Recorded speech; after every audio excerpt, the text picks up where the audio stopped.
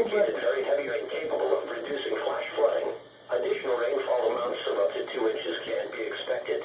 Excessive runoff from heavy rainfall will cause flash flooding of small creeks and streams, urban areas, highways, streets, underpasses, and other drainage areas in low-lying spots.